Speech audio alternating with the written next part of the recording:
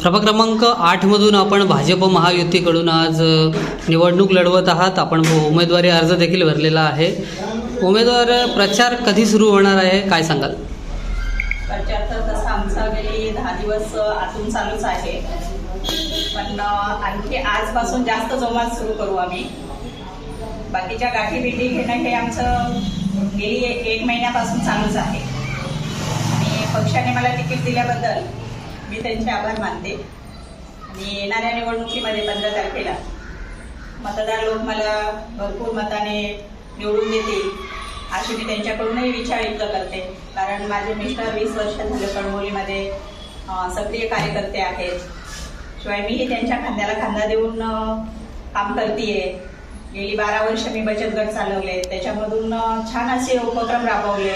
महिलांसाठी खेळ पैठणीचा असो, मेहंदी कुंकू असो किंवा स्वामीच्या मंदिरामध्ये कुठलाही कार्यक्रम असेल तर त्याच्यामध्ये गेली 14 वर्ष सक्रियपणे काम करत आहे आणि मिस्टरांचं तर खूप छान योगदान आहे।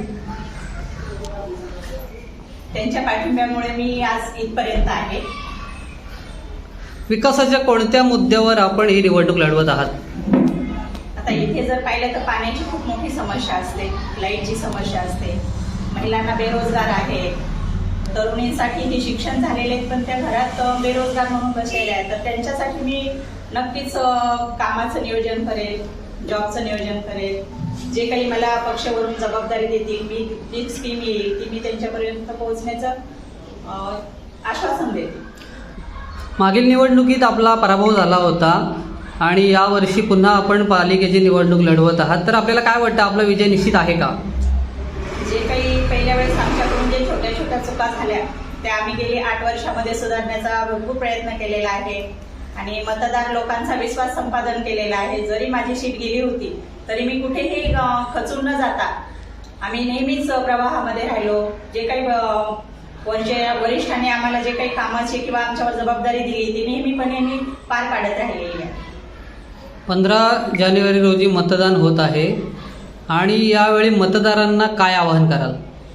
मतदारांना एवढंच आवाहन करेल की तुम्ही सकाळी लवकर उठून मतदान करायला जा आणि ज्यावेळेस मतदान होईल त्यावेळेला तुम्हाला निश्चितपणे आम्हाला निवडून दिलं तर आम्ही तुमच्या सेवेसाठी हे तुम्ही 15 तारखेचा आम्हाला 1 दिवस द्या, त्याच्यानंतरचे 5 वर्ष आम्ही तुमच्या सेवेसाठी निश्चितपणे झगडत राहू। आपल्या मिसेस पनवेल पालिकेची निवडणूक लढवत आहेत, त्यांनी उमेदवारी अर्ज भरलेला आहे, तर काय मतदारांना काय सांगाल? नमस्कार। खरं तर ही निवडणूक दुसऱ्यांदा मी लढतोय, माझी मिसेस लढतोय। माझ्या कामाच्या जोरावरती, तिने तिच्या केलेल्या कामाच्या जोरावरती लोकनेते रामशेठ ठाकूर आणि आमदार प्रशांत दादा ठाकूर यांनी जो माझ्यावरती विश्वास दाखवला, प्रथमतः मी त्यांचे आभार मानतो। कारण एक सर्वसामान्य कार्यकर्ता नोकरी करत करत समाजसेवा करत असताना निवडणूक लढवणं सध्याच्या या काळामध्ये सोपं नाहीये, तरी परंतु त्यांनी माझा विश्वास दाखवला आणि त्यांच्या विश्वासाला आणि जनतेच्या विश्वासाला मी तडा जाऊ देणार नाही। 15 दिवस फक्त जनतेने माझ्यासाठी द्यावेत।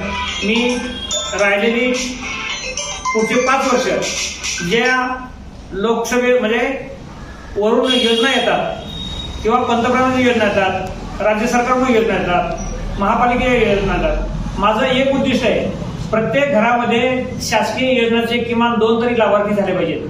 कारण आज काही लोकांच्या घरामध्ये बेरोजगार तरुण आहेत, काही मुली बेरोजगार आहेत। मग या मुलींसाठी, या तरुणांसाठी एखादं असं दालन तयार करता येईल की यांना बेरोजगारापासून मुक्त करता येईल, त्यांना स्वयंरोजगार कसा देता येईल, त्यांना नोकरी कशी देता येईल। या ठिकाणी एअरपोर्ट झालंय, त्या ठिकाणी काही बरेचसे तरुणांना जॉब मिळू शकतात। आमदार प्रशांतदादा ठाकूर यांच्या माध्यमातून आम्ही त्यांना नोकरीला लावण्याचा तिथे प्रयत्न करणार आहोत।